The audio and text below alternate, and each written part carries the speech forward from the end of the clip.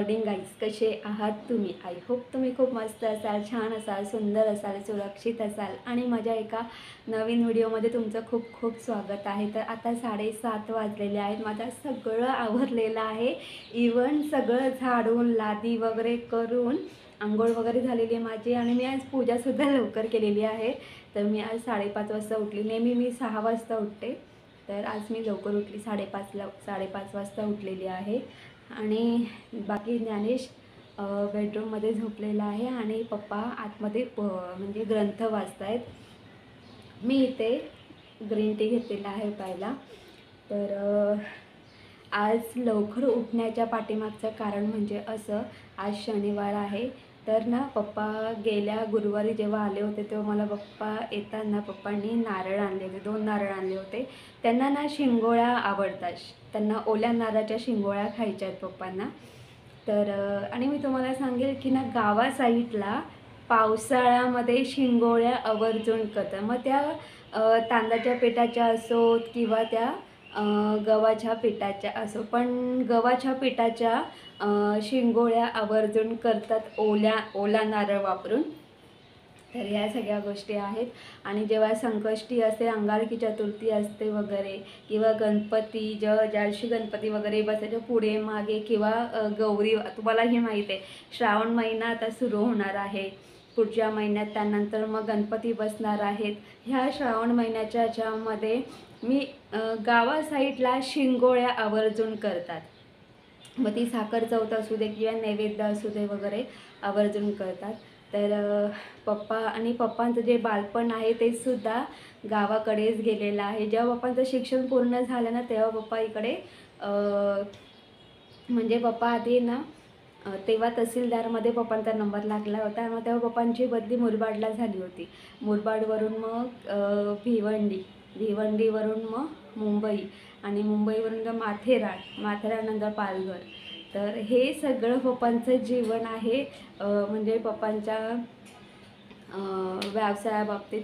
तर जेव्हाही पप्पांना नोकरी लागली तेव्हा पप्पा बाहेर पडले. पण पप्पांचं पूर्ण बालपण हे गावाकडेच गेलेलं आहे. आणि गावाकडचं जे जीवन आहे ना ते अमेझिंग आहे, खूप छान आहे, सुंदर आहे. हे जे शहर आहे ना हे फक्त पैसे कमवण्यासाठी आहे, बाकी या शहरात काहीच नाही आहे. हां, पैसा कसा कमवायचा त्याच्या खूप साऱ्या वेगवेगळ्या पद्धती आहेत, खूप सारे वेगवेगळे उपाय आहेत, खूप साऱ्या कंपन्या आहेत, खूप सारे शॉप आहेत, खूप सारे बिझनेस आहेत. ठीक आहे, हे शहर फक्त पैसे कमवण्यासाठी. खूप सारे वॉटरफॉल आहेत, खूप सारे म्हणजे काय बोलतात त्याला, जसं आम्ही रिसॉर्टला गेलो होतो तसं ह्या सगळ्या गोष्टी आहेत. तर हे शहर फक्त पैसे कमवण्यासाठी आहे बस. पण गाव ते गाव आहे. भले गावा साईडला तुमच्याकडे ना, जर तुम्ही गावाला कधी गेलात, भले तुमच्या घरामध्ये खायला पैसे नसतील, तुम्हाला खर्चाला पैसे नसतील ना, तर गावासाईडला पैशांची काही गरज नाही लागत मुळात. आहे फक्त जिथे घर असतं ना त्या घरामध्ये तुम्ही खूप सारा भाजीपाला लावा. आपलं जे अंगण असतं ना पुढचं मागचं, त्या अंगणामध्ये पावसाळ्यामध्ये खूप साऱ्या भाज्या लावा. आणि मी तुम्हाला सांगेन, आम्ही जेव्हा मे महिन्यात गेलो होतो, मी, आई आणि ज्ञानेश, तेव्हा लिटरली तुम्हाला सांगेल की हां, आम्ही बुधवारच्या बाजारात गेलो होतो. पण त्याआधी जे तुम्ही बघितलं असं, आम्ही शेकट्याच्या शेंगांची भाजी केली होती. आणि ना चुलीवरच्या जेवणाला खूप चव असते. म्हणजे तुम्ही कितीही साधं करा, नुसतं तुम्ही तेल कांद्यावरती तरी भाजी करा, पण ते आपण चुलीवरती केले ना तिला चव आहे. आणि म्हणून तुम्हाला सांगते की ना गावा साईडला जी माणसं आहेत ना ते एकदम बिनधास्त असतात, छान त्यांचं जीवन असतं ना ते एकदम सही असतं, छान असतं एकदम म्हणजे. तर ह्या सगळ्या गोष्टी आहेत ते. तर पप्पांना खूप दिवस शिंगोळ्या, गेल्या पप्पांना शुक्रवारी शिंगोळ्या खायच्या होत्या, पण पप्पांना अर्जंटली, मी जशी बैठकीवरून आली पप्पा लगेच घरी गेले, शुक्रवारीच घरी गेले. तर आज मी पप्पांना कालच बोलली होती, पप्पा तुम्ही आज नका जाऊ, उद्या द्या, कारण पप्पांना मला शिंगोळ्या करून द्यायच्या आहेत. तर मी आज पप्पांच्या आवडीच्या शिंगोळ्या करणार आहेत. आणि पप्पांना शिंगोळ्या खूप आवडतात. इवन मी आईसाठी सुद्धा करणार आहे. तर तेच आई पप्पांसाठी मी शिंगोळ्या करणार आहे. आईलाही खूप आवडतात, तर मी आईला छान मस्त मोठा डबा भरून मी शिंगोळ्या करून देणार आहे. तर हा जो व्हिडिओ आहे पूर्ण शिंगोळ्या मी कसं करणार आहे आणि कुठल्या पद्धतीने करणार आहे तो सगळा व्हिडिओ असणार आहे वगैरे. आणि मी तुम्हाला सांगेल की ह्या ज्या शिंगोळ्या आहेत ह्या गव्हाच्या पिठाच्या करतात किंवा तांदळाच्या पिठाच्या करतात, पण मी ह्या ज्या शिंगोळ्या आहेत मी या मैद्याच्या करणार आहे. आणि मैद्याच्या ज्या शिंगोळ्या आहेत ना खूप सही छान लागतात. आतलं जे स्टफिंग हे खूप छान सॉफ्ट असतं आणि जे बाहेरचं म्हणजे छान मस्त जे मैद्याचं जे आवरण असतं ते खूप छान क्रंची असतं आणि तेव्हा ती जी शिंगोळी आहे त्या तुम्ही अप्रतिम लागते. आणि या शिंगोळ्या ना पावसाळ्याच्या आसपास खाल्ल्या जातात, गावाकडे आवर्जून खाल्ल्या जातात. तर या सगळ्या गोष्टी आहेत. तर मी आता पटापट ब्लॅक टी पिऊन घेते आणि पटापट शिंगोळ्या करायला सुरुवात करते. तर पप्पांनी हे 2 नारळ आणलेले आहेत. तर पप्पांना ओल्या नारळाच्या शिंगोळ्या खायच्या आहेत. तर हे मी 2 नारळ फोडून घेतलेले आहेत आणि ओल्या नारळाच्या शिंगोळ्या अप्रतिम लागतात. तर हे 2 नारळ मी फोडून घेतलेले आहेत आणि विळ्याच्या साहाय्याने हे नारळ मी खवणूनसुद्धा घेतलेले आहेत. तर मी तुम्हाला एक गोष्ट सांगेन, जेव्हा मी नारळ फोडले होते ना तेव्हा पप्पा आणि ज्ञानी दोघंही माझ्या बाजूला उभे होते. दोघांनाही या नारळाचं पाणी प्यायचं होतं, पण त्या नारळामध्ये पाणीच नव्हतं. तर इथे तुम्ही बघू शकता, इथे हे जे नारळ आहेत मी खवणून घेतलेले आहे. तर हे खवणून घेतले जे कीस आहे ते 2 वाट्या कीस आहे, त्यानुसार मी 1 वाटी इथे गूळ घेतलेला आहे. तर इथे बघा, आपण जे शिंगोळ्या करणार आहोत त्यासाठी आपल्याला जे सारण लागणार आहे त्याच्यासाठी बघा काय काय साहित्य लागतं. इथे मी हा मावा घेतलेला आहे. हा मावा मला आईने दिलेला आहे. आईने हा मावा घरी केलेला आहे अगदी घरगुती पद्धतीने. तर आपल्याला दूध फोडून घ्यायचं आहे, त्या दुधापासून पनीर तयार करून घ्यायचं आहे आणि त्या पनीर पूर्णपणे आपला कोरडा करून घ्यायचा आहे आणि त्यामध्ये आपल्याला दूध पावडर ॲड करायची आहे आणि दूध पावडर ॲड केल्यानंतर छान मस्त असा हा मावा तयार होतो. इथे मी 2 वाट्या ओल्या नारळाचा कीस घेतलेला आहे. इथे मी ड्रायफ्रूट छान मस्त बारीक कट करून घेतलेले आहेत, म्हणजे काजू, बदाम आणि किसमिस. त्याचबरोबर 1 वाटी गूळ आणि इथे 2 वाट्या खोबऱ्याचा कीस आहे, त्यानुसार मी इथे 1 वाटी गूळ घेतलेला आहे. खसखस घेतलेली आहे 1 चमचा आणि इथे मी जायफळ आणि वेलची पूड घेतलेली आहे आणि 1 चमचा तूप. इथे आपल्याला या फ्राय पॅनमध्ये ही खसखस अगदी 2 मिनटं फ्राय करून घ्यायची आहे आणि ही खसखस 2 मिनटं फ्राय करून झाल्यानंतर गॅस बंद करायचा आहे आणि मंद गॅसवरती भाजून घ्यायची आहे आपल्याला. त्यानंतर आपल्याला ही खसखस एका प्लेटमध्ये काढून घ्यायची आहे आणि ही खसखससुद्धा थंड करून घ्यायची आहे. त्यानंतर इथे हा जो मावा आहे, मावा, ड्रायफ्रूट आणि खसखस आपण नंतर ॲड करणार आहोत. आता हे आपण साईडला ठेवून घेऊया. तर इथे मी फ्राय पॅन घेतलेला आहे, त्यामध्ये आपल्याला तूप ॲड करायचं आहे.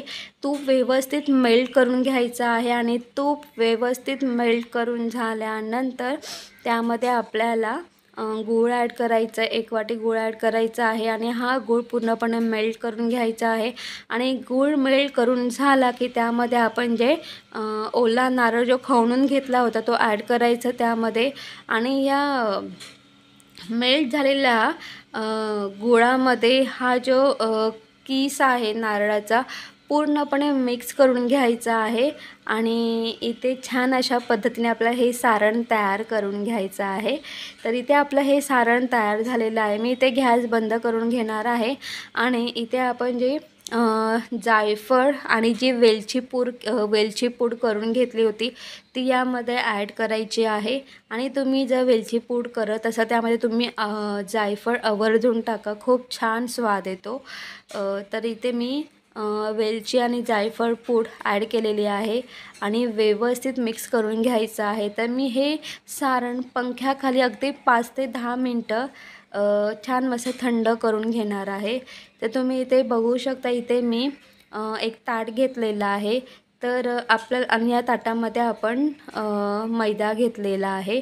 तर हा जो मैदा आहे तर इथे मी 2.5 वाट्या, ज्या छोट्या वाट्या असतात त्या 2.5 वाट्या मी इथे मैदा घेतलेला आहे. म्हणजे मी तुम्हाला सांगेल की साधारणपणे माझी जी वाटी आहे ती 200 ग्रॅमची आहे.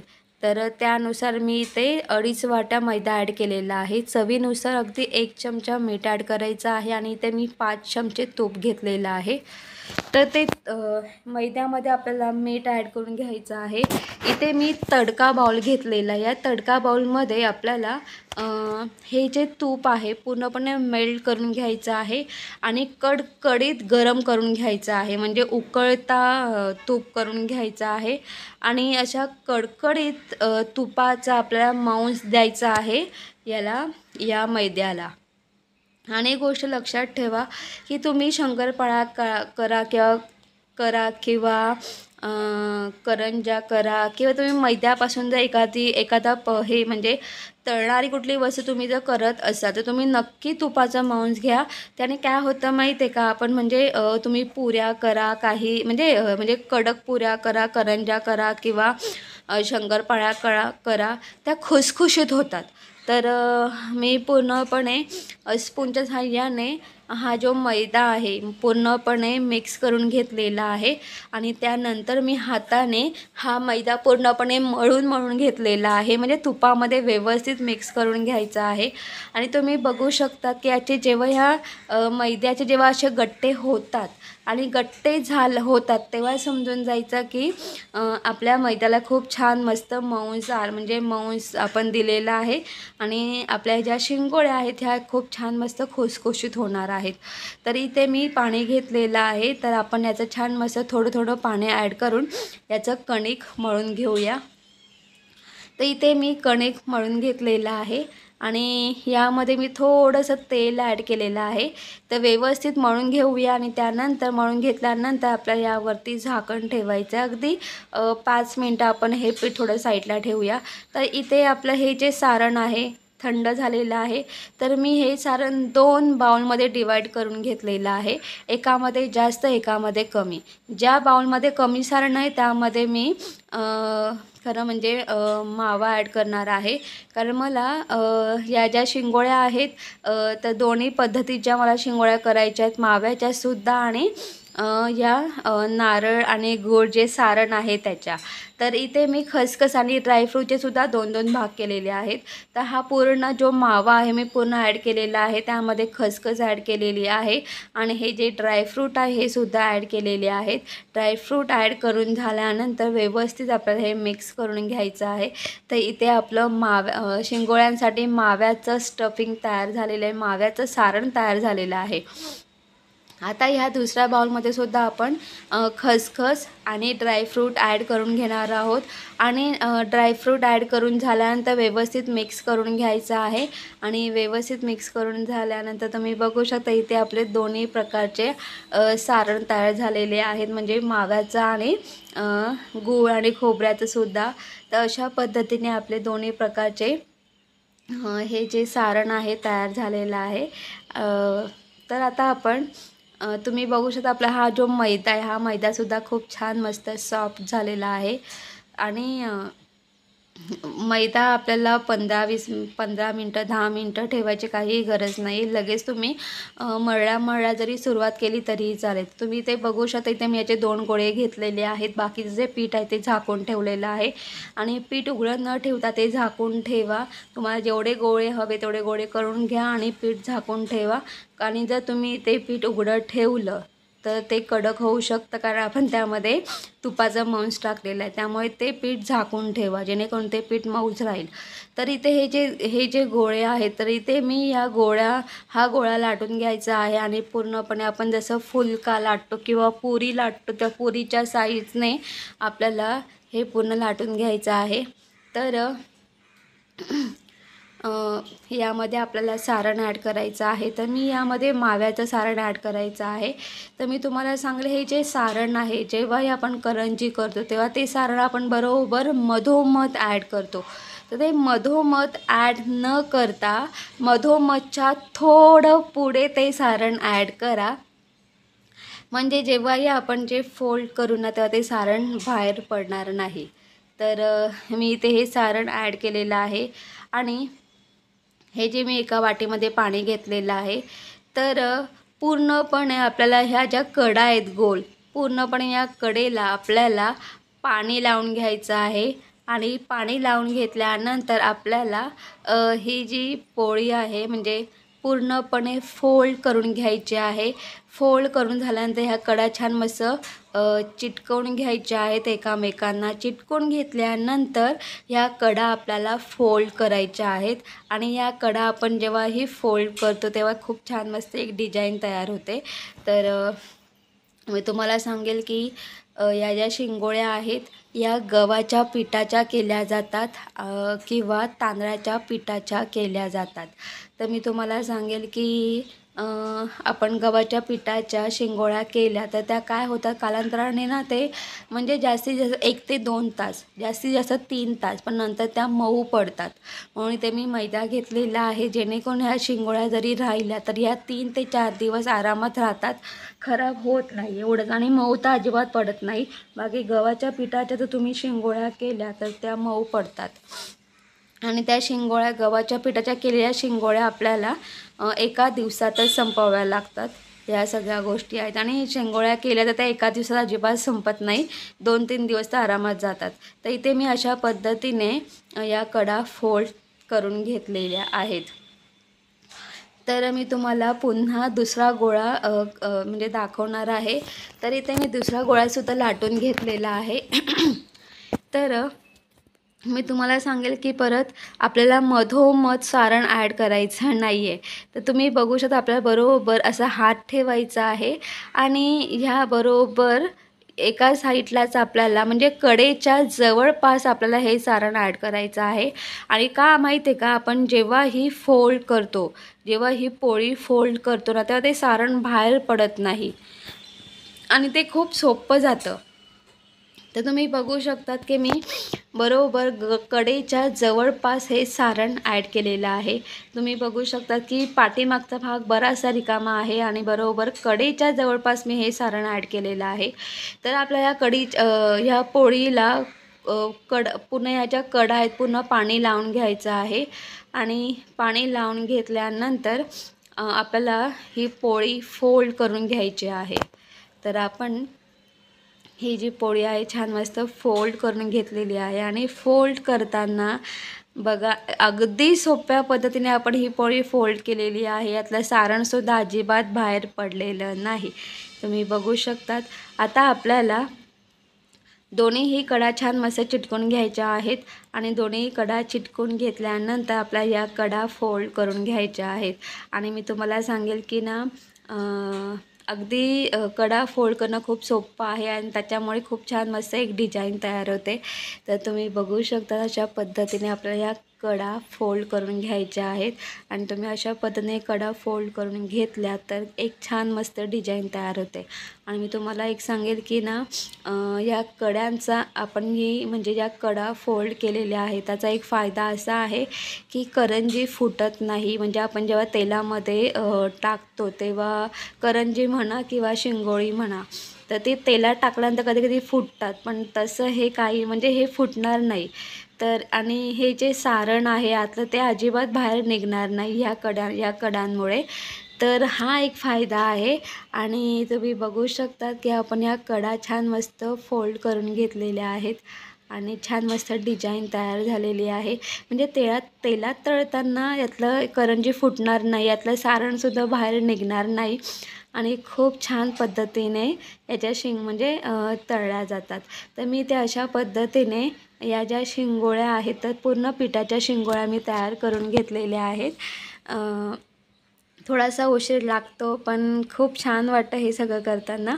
आणि मी तुम्हाला सांगेल की माझ्या जोडीला ज्ञानेशी होता, तोही मला मदत करत होता, पण त्या शिंगोळी करायला नाही जमली म्हणून त्याने मोदक केलेला आहे. पण ठीक आहे. आणि त्याने जेही काय करत आहे त्याला ते बरोबर तळून द्यायचं आणि तो खातोसुद्धा. तर इथे तेल गरम झालेलं आहे.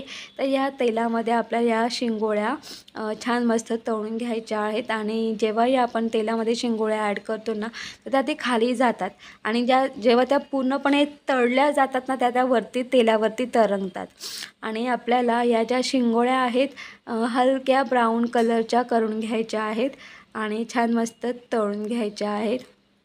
तर मी तुम्हाला सांगेल की ना, मी इथे शिंगोळ्या या फक्त तांदळाच्या पिठाच्या किंवा गव्हाच्या पिठाच्या केल्या जातात, पण इथे मी मैद्याच्या मैदा वापरून मी इथे शिंगोळ्या केलेल्या आहेत, जेणेकरून या शिंगोळ्या 2 ते 3 दिवस टिकाव्यात म्हणून.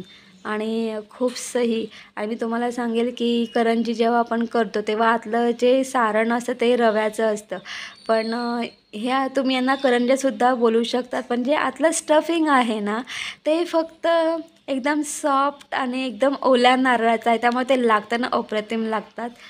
तर इथे आपल्या शिंगोळ्या तयार झालेल्या आहेत, तर मी बाकीच्या शिंगोळ्यासुद्धा अशा पद्धतीने तळून घेणार.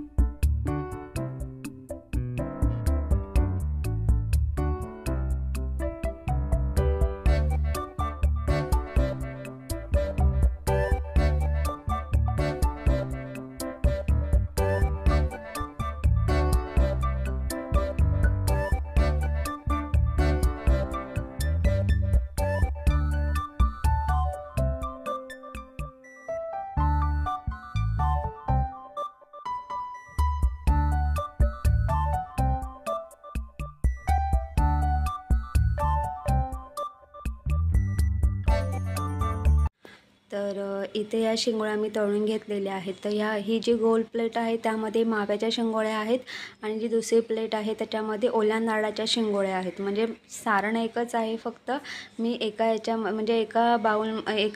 सारणामध्ये थोडंसं सारण साईडला करून त्यामध्ये मी फक्त मावा मिक्स केला होता, त्यानुसार त्या माव्याच्या शिंगोळ्या झालेल्या आहेत.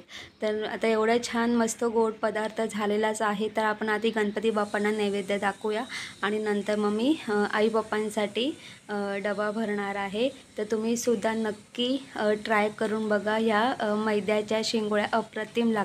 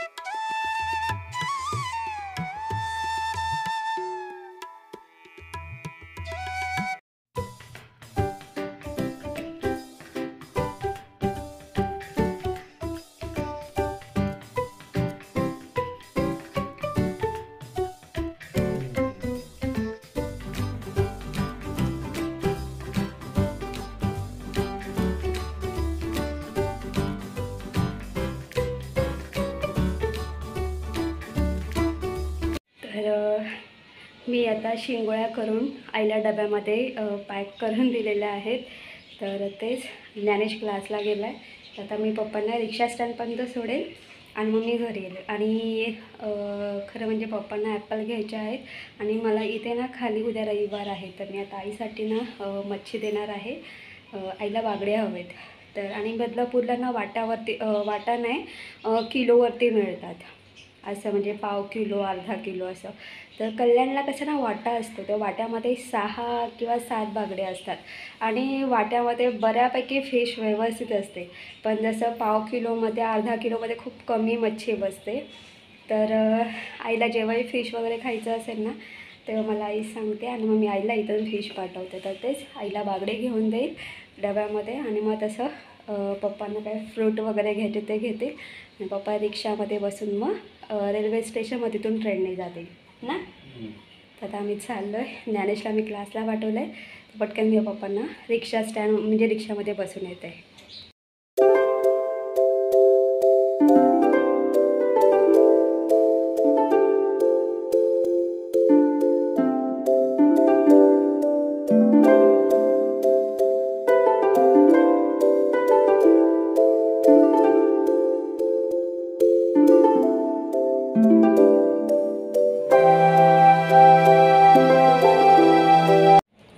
Good afternoon guys. आता रात्रीचे 9:30 वाजलेले आहेत. तर तेच तर गाईज तुम्ही बघितलं असेल मी अगदी सोप्या पद्धतीने शिंगोळ्या केलेल्या आहेत. ह्या ज्या शिंगोळ्या आहेत ना तर ह्या खऱ्या म्हणजे गव्हाच्या पिठाच्या करतात. गव्हाचं पीठ घेतात, त्याला मौंस देऊन जसं एकदम कडक तुपाचं मौंस देऊन त्याच्या शिंगोळ्या केल्या जातात. तर मी मैद्याच्या केलेल्या आहेत, कारण मैद्याच्या शिंगोळ्या केल्या ना की त्या 3 दिवस आरामात राहतात. 3 ते 4 दिवस आरामात राहतात. म्हणून मी मैद्याच्या शिंगोळ्या केल्या. शिंगोळ्या मुळात या तांदळाच्या पिठाच्या, जर तांदळाच्या पिठाच्या शिंगोळ्या केल्या तर त्या स्टीम देतात आणि गव्हाच्या पिठाच्या केल्या तर त्या तळल्या जातात. ह्या सगळ्या गोष्टी होत्या आणि पप्पांना शिंगोळ्या खूप आवडल्या आणि पप्पांच्या आवडीच्या आहेत शिंगोळ्या. त्यांना शिंगोळ्या खूप आवडतात. तर तेच. आणि मी तुम्हाला सांगेल की ना मला आहे ना असं जेवण करून समजा म्हणजे जेव्हाही घरात पाहुणे येतात तेव्हा त्यांना त्यांच्यासाठी जेवण करायचं, त्यांना ते जेवायला द्यायचं आणि जेव्हा ते पाहुणे वगैरे कोणीही असे जेव्हा ते जेवतात ना आणि जेवणानंतर त्यांना जे समाधान प्राप्त होतं ना, जेव्हा ते सांगतात की अरे छान जेवण झालं होतं, अरे छान मस्त पदार्थ झाला होता, तेव्हा मला समाधान वाटतं. म्हणजे आपण जे जेवण केलं ते समोरच्या व्यक्तीला आवडले, त्याचं समाधान झाले, त्याला आवडलं ना, हे महत्त्वाचं आहे. तर तेच. आणि मला आवडतं सुद्धा. त्यामुळे जेव्हाही पप्पा येतात ना तेव्हा पप्पांसाठी असं खूप वेगवेगळं काय काय करत असते. कधी शिंगोळ्या करते, कधी त्यांच्यासाठी समोसा चाट करते वगैरे. त्यांना आवडतं. आणि लग्नाच्या अगोदर ना लग्नाच्या अगोदर जेव्हा मी बदलापूरला होती तेव्हा मी तुम्हाला सांगेल तेव्हा ना मी राईचे एवढे वेगवेगळे प्रकार करायची ना वगैरे. आणि मला पप्पा तेव्हा स्वतःहून सांगायचे आज पुलाव कर. आणि कधी मीच पप्पांना कन्व्हिन्स करायची की पप्पा आज हे करू का, पप्पा आज ते करू का. तर पप्पा बोलायचे हां कर ना. आणि तेव्हा पप्पा आवडीने खायचे आणि ते एवढं टेस्टी बनायचं ना. तर ह्या सगळ्या गोष्टी मला तिथून ना ती सवय लागलेली आहे. जेव्हाही आई पप्पा येतात ना आणि जेव्हा कधी ते आई येते ना तेव्हा मी आईसाठी सुद्धा असं काय काय वेगवेगळं बनवत असते आणि आईला आवडतं. तर मी तुम्हाला सांगेल की आता तुम्हाला ही माहिती आहे, आता दीपपूजा येते आणि दीपपूजेनंतर श्रावण सुरू होतो आणि श्रावण सुरू होण्याच्या अगोदर आपण गटारी अमावस्या म्हणजे सुरू करतो वगैरे. तर मी खरं म्हणजे ना 1 आठवडा अगोदरच करणार आहे वगैरे. कारण दीपपूजेला आपण नेहमी घर स्वच्छ साफ वगैरे करतो, दिव्यांची पूजा वगैरे करतो. आणि तेव्हा आईला पण तिकडे बदलापूरला काम आहे. त्यामुळे आई पुढचा आठवडा गेला का त्याच्या पुढच्या आठवड्यामध्ये हो. तर आई येणार आहे. मला असं वाटतं आई 15-16 तारखेनंतर येईल. तेव्हा आई जेव्हा इथे कल्याणला येणार आहे तेव्हा मी आईला जेही पदार्थ आवडतात ते मी आईसाठी करणार आहे. खास करून नॉनव्हेजचा बेत असणार आहे.